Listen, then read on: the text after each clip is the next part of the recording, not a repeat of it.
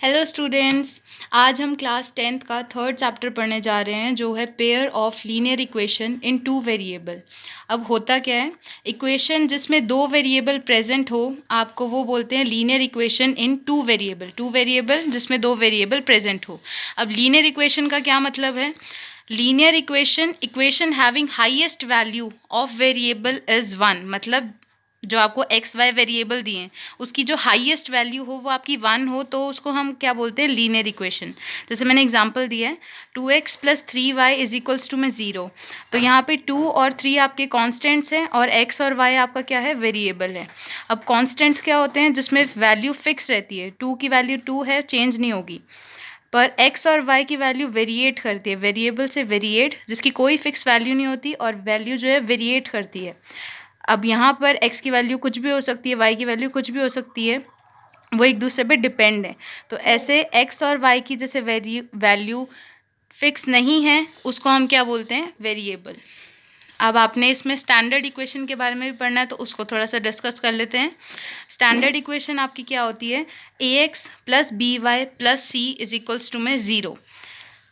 A B C आपके constants हैं और एक्स वाई आपका वेरिएबल है। तो जैसे आपको ये इक्वेशन दी है 2x plus 3y is equals to 5 और आपको क्वेश्चन बोला है कि ए बी सी की वैल्यूज़ निकालो, तो आपको इस इक्वेशन को पहले इस फॉर्म में लिख लेना है। जैसे A X plus B Y plus C is equals to 0 रखना है। यहाँ पे इक्वल्स टू 5 है तो आप 5 को उधर शिफ्ट कर लो। जैसे ये लिखा है मैंने 2x प्लस 3y माइनस 5, यहाँ 5 पॉजिटिव था, लेफ्ट हैंड साइड जाकर वो नेगेटिव में आ गया तो -5 इज इक्वल्स टू 0। अब आप इसको आराम से कंपेयर कर सकते हो। जैसे x और x प्रेजेंट है तो a की वैल्यू 2, y प्रेजेंट, b की वैल्यू 3, c तो वैल्यू -5। अब आपने इस चैप्टर में क्या क्या ओवरव्यू पढ़ना है वो देख लो। पेयर ऑफ लाइंस के बारे में आप पढ़ोगे, ग्राफिकल मेथड्स आप सीखोगे कि पेयर ऑफ लीनियर इक्वेशन में ग्राफिकल मेथड्स हम कैसे डिनोट करते हैं। फिर उसके बाद आपने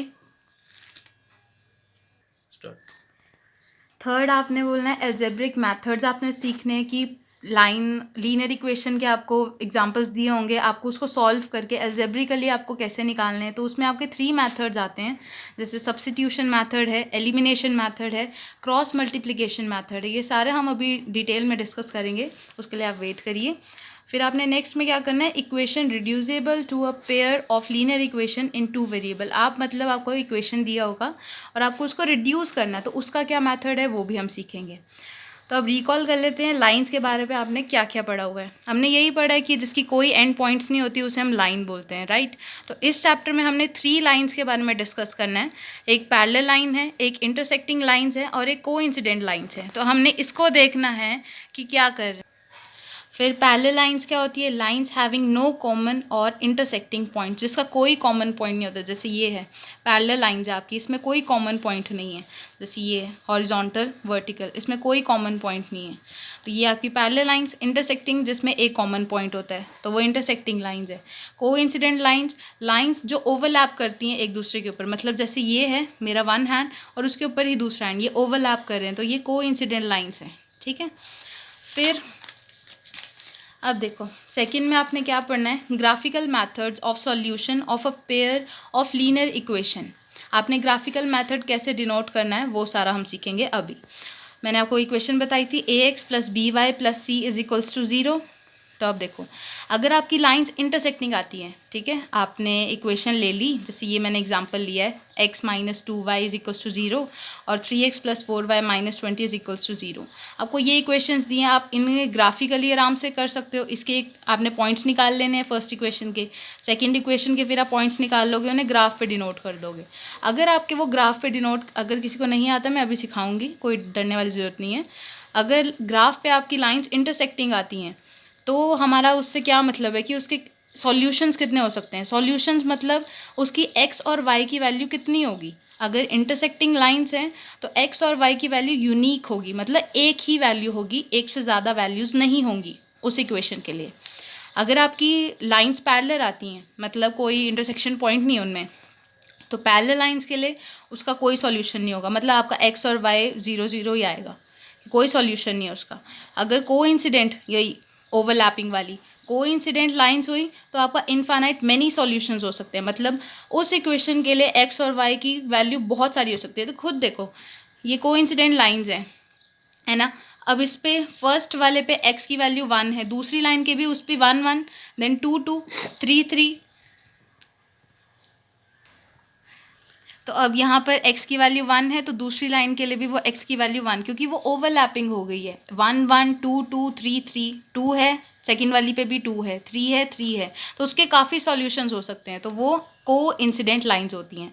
ये हमने पढ़ लिया। अगर इंटरसेक्टिंग लाइंस है तो एक सॉल्यूशन, मतलब एक यूनिक सॉल्यूशन होगा एक्स वाई का, पैरेलल में कोई भी नहीं होगा, और को इंसिडेंट में इनफाइनाइट मेनी सॉल्यूशन, बहुत सारे सॉल्यूशन हो सकते हैं। अब अगर आपको ग्राफिकली नहीं बताना है, ऐसे ही देखना है, क्वेश्चन को देख के आपको बताना है कि कौन सी लाइंस हो सकती हैं, तो आप उसको रेशो कंपेयर करते हो, कंपेयर द रेशो से। अगर आपका A1/A2 B1/B2 के इक्वल नहीं आता तो डायरेक्टली आपका कौन सा हो जाता है, इंटरसेक्टिंग लाइंस होती हैं। अगर A1/A2 B1/B2 के आ जाता है इक्वल, पर वो C1/C2 के इक्वल नहीं होता है, तो वो कौन सी लाइंस होती हैं, पैरेलल लाइंस होती हैं। अगर तीनों रेशोज आपस में बराबर हैं तो वो कोइंसिडेंट लाइंस हैं। अब ये A1 A2 B1 B2 ये क्या है वो भी आप एग्जाम्पल से देख लो। जैसे मैंने लिया है x - 2y = 0, 3x + 4y - 20 = 0। तो यहाँ फर्स्ट इक्वेशन में x का जो कंपोनेंट होगा वो A1, y का जो होगा वो B1, और जो कांस्टेंट आपको दिया होगा वो आपका C1 हो जाएगा। C1 कांस्टेंट है, यहाँ पर कोई C1 नहीं है, मतलब कांस्टेंट यहाँ पर नहीं है, तो C1 आपका 0 होगा यहाँ पर, ठीक है।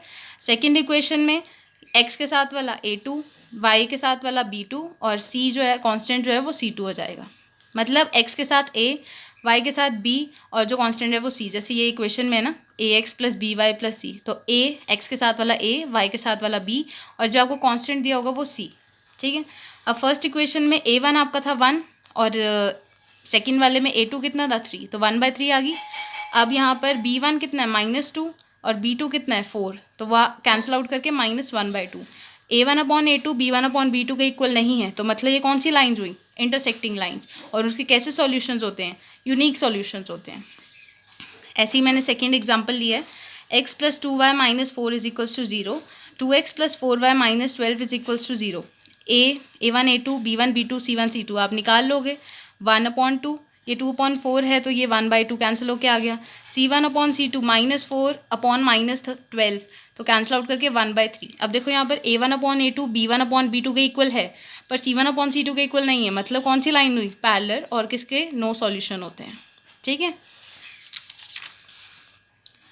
अब देखो थर्ड आपका क्या है, 2x + 3y - 9 = 0, और 4x + 6y - 18 = 0। इस कंसेप्ट को समझ लो आराम से, क्योंकि ये आता ही आता है, और अब तो MCQ भी आ गए हैं, तो आपने करना ही है, ये 1 मार्क में ज़रूर आएगा। तो अब A1 और A2 आप सेपरेटली भी लिख सकते हो, जैसे मैंने यहाँ लिख के बता देती हूँ। A1 = 2 है, A2 = 4, B1 = 3, B2 = 6, और C1 -9, और C2 -18। आप सेपरेटली डाटा लिख सकते हो अपने पास, फिर आप कंपेयर कर दो। 2/4 1/2 आ गया, 3/6 1/2 आ गया, और -9/- 18, माइनस माइनस कैंसिल, 9 1 और 9 2 1/2। सारी रेशो सेम आई है, मतलब हमने कौन सी है, कोइंसिडेंट लाइंस है, और आपके कौन, तो ये कौन से होते हैं, इनफाइनाइट मेनी सॉल्यूशंस, और आपकी लाइंस कौन सी होगी, कोइंसिडेंट लाइंस, ठीक है। अब ये हमने पढ़ा कि भाई जब इंटरसेक्टिंग लाइंस होती है, या फिर पैरेलल लाइंस होती है, या कोइंसिडेंट लाइंस होती हैं, तो आपके कैसे सॉल्यूशंस होते हैं। अब आपने पढ़ना है कि लाइंस कंसिस्टेंट और इनकंसिस्टेंट कब होती हैं। देखो इंटरसेक्टिंग लाइंस है तो वो कंसिस्टेंट होंगी, पैरेलल लाइंस इनकंसिस्टेंट होती हैं, और कोइंसिडेंट लाइंस वो डिपेंड करती हैं, पर मोस्टली वो कंसिस्टेंट होती हैं। देखो अब ये डाटा को कंपेयर करो, तो इंटरसेक्टिंग लाइंस आपकी यूनिक सॉल्यूशन है, पैरेलल लाइंस नो सॉल्यूशन, और कोइंसिडेंट लाइंस आपकी मेनी सॉल्यूशंस हैं। कंसिस्टेंट में कोइंसिडेंट और इंटरसेक्टिंग लाइंस आपकी कंसिस्टेंट होती है, और पैरेलल लाइंस देखो नो सॉल्यूशन है और वो इनकंसिस्टेंट है। पैरेलल हमेशा नेगेटिव है, तो इसलिए आसानी होगी आपको याद रखने के लिए कि सॉल्यूशन नो सॉल्यूशन किसके होते हैं, पैरेलल लाइंस के, और वही जिसके नो सॉल्यूशन है वो इनकंसिस्टेंट है, बाकी दो कंसिस्टेंट है। अब देखो क्वेश्चन है, मैंने लिया, check graphically whether the pair of equation is consistent, if so solve them graphically. मैंने आपको बताया था ना, ग्राफिकली अगर किसी को सॉल्व करना नहीं आता कोई दिक्कत नहीं, अभी सीख लो, सब आ जाएगा। तो आप देखो x + 3y = 6, 2x - 3y = y, ठीक है। अब आपको बोला है check graphically whether the pair of equation is consistent. आपको कंसिस्टेंट के लिए पूछा गया है, तो कंसिस्टेंट कब होती हैं, कौन सी लाइंस होती हैं, या तो इंटरसेक्टिंग लाइंस होती हैं या को इंसिडेंट लाइंस होती हैं। तो आपको ग्राफिकली चेक कर लेना है, अगर वो एक इंटरसेक्ट करेंगी किसी पॉइंट पे तो वो इंटरसेक्टिंग लाइंस, अगर वो ओवरलैप करेंगी तो वो को इंसिडेंट लाइंस हो जाएगी। तो ये क्वेश्चन है, मैंने इक्वेशन फर्स्ट और इक्वेशन सेकंड। फिर आपने पॉइंट्स लेने हैं। पॉइंट्स हम मोस्टली ऐसे लेते हैं, पहले x को 0 डाल दो, फिर y को 0 डाल दो, वो इजी हो जाता है। तो मैंने पहले x को 0 किया तो y कितना आ गया 2, फिर y को 0 तो x की वैल्यू आ गई 6। ऐसी सेकंड इक्वेशन से आपने x और y निकाल लेने हैं। अब आपने इसको ग्राफिकली शो कर लेना है, फर्स्ट लाइन और ये सेकंड लाइन। अब देखो ये इंटरसेक्ट कर रही है एक पॉइंट पे 6 0, तो ये इंटरसेक्टिंग लाइंस होगी। These lines have a common point, so lines are intersecting. तो पेयर ऑफ इक्वेशन ये कंसिस्टेंट, ये हमारा प्रूव हो चुका है। ठीक है, अभी के लिए इतना ही। नेक्स्ट वीडियो में हम इसके मैथड डिस्कस करेंगे कि कौन कौन से मैथड आपने एल्जेब्रिकली यूज़ करने हैं, सब्स्टिट्यूशन वगैरह जो मैंने आपको दिखाया था। ठीक है, if you like my video please like, share and subscribe my channel. Thank you.